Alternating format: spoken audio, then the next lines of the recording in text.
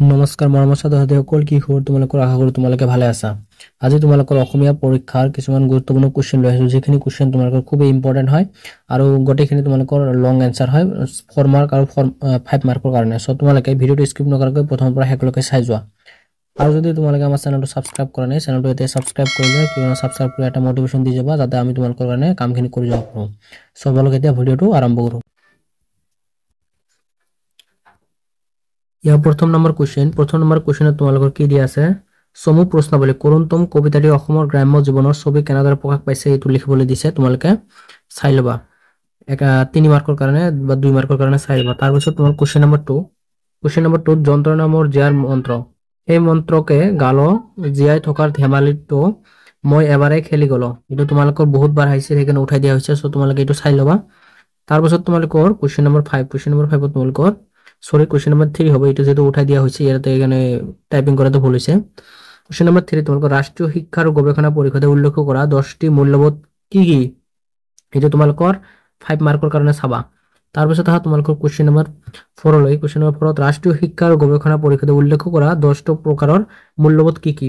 এয়া দুটাই তোমালোকৰ সেম টু সেম হয়। এইটো তোমালোকৰ মেবি উঠাই দিয়াত ভুল হৈছে, কিন্তু একো কথা নাই, তোমালোকে তথাপিও চাই ল'বা। তাৰপিছত কুৱেশ্যন নম্বৰ ইয়াত চাই লোৱা, আধ্যাত্মিক মূল্যবোধ সম্পৰ্কে এতিয়া আলোচনা আগবঢ়োৱা। আধ্যাত্মিক মূল্যবোধ আছিল নহয় তোমালোকৰ এইটো মূল্যবোধ চেপ্টাৰটোৰ পৰা তাৰ পৰা দিছে। এতিয়া সম্পৰ্কে আলোচনা কৰিবলৈ দিছে। তোমালোকে চাই লোৱা, গোটেইখিনি কিন্তু তোমালোকৰ ইম্পৰ্টেণ্ট হয়, পৰীক্ষাত অহাৰ খুবেই চান্স আছে, 90% চান্স আছে। চ' তোমালোকে ভালদৰে চাই লোৱা। তাৰপিছত প্ৰসংগ সংগতি দৰ্শাই ব্যাখ্যা কৰা। ইয়াতে তোমালোকক কোনটো দিছে? মই মোক মোৰ সন্তানৰ কাৰণে ক'ত থৈ যাম, ক'ত, এইটো তোমালোকৰ 5 মাৰ্কৰ কাৰণে চাই ল'বা। একদম হাই এক্সপেক্টেড কুৱেশ্যন হয়। তাৰপিছত তোমালোকৰ কি দিছে কুৱেশ্যনটো? বীৰ পূজাৰ প্ৰবৃত্তি কৈশোৰ কালৰ আন এক বৈশিষ্ট্য, কথাষাৰি পাঠৰ আধাৰত চমুকৈ বেজাই লিখা। এইটো তোমালোকৰ 16ত আহিছিল, 5 মাৰ্কৰ কাৰণে চাবা। তাৰপিছত তোমালোকৰ এইটো চোৱা, এইটো কুৱেশ্যন চোৱা, কৈশোৰ কালৰ বাবে কেনেধৰণৰ শিক্ষা উপযোগী উদাহৰণসমূহ আলোচনা কৰা। এটা 17ত আহিছিল। তাৰপিছত জাতীয় পাঠ্যক্ৰম গাঁথনি নেশ্যনেল কাৰিকুলাম ফ্ৰেমৱৰ্কৰ 2005ৰ পৰামৰ্শ সম্পৰ্কে চমুকৈ আলোচনা কৰা। এইটো কুৱেশ্যন তোমালোকে পাবাই। চ' গোটেইখিনি তোমালোকে ইম্পৰ্টেণ্ট হয়, ভালদৰে এতিয়া তোমালোকে চাই লোৱা।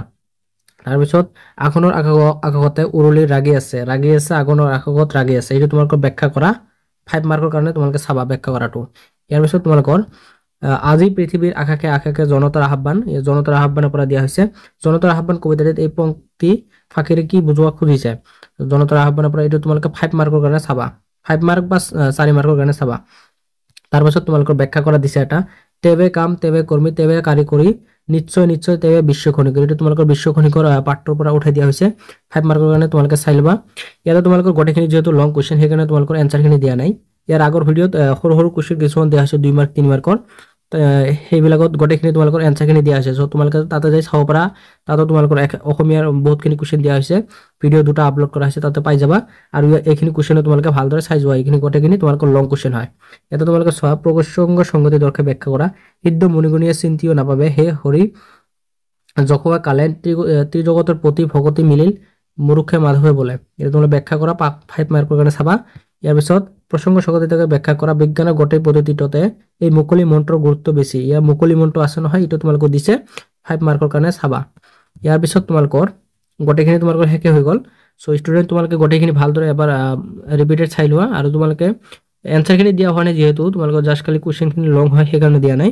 চ' তোমালোকে ভালদৰে মানে এতিয়া যিহেতু সময়ো নাই তোমালোকৰ হাতত, জাষ্ট খালি আইডিয়াটো লৈ যোৱা কেনেকুৱা ধৰণৰ কুৱেশ্যনখিনি তোমালোকৰ মানে পঢ়িব লাগিলে এতিয়া। আৰু যদি তোমালোকে আৰু প্ৰেক্টিছ কৰিব খোজা, তেনেহ'লে সেই দুটা ভিডিঅ' চাই ল'বা আৰু এইখিনিও চাই ল'বা। ইয়াৰ পৰাই তোমালোকৰ নিম্নতম তোমালোকৰ 60 মাৰ্কৰ এনচাৰ আহিবই।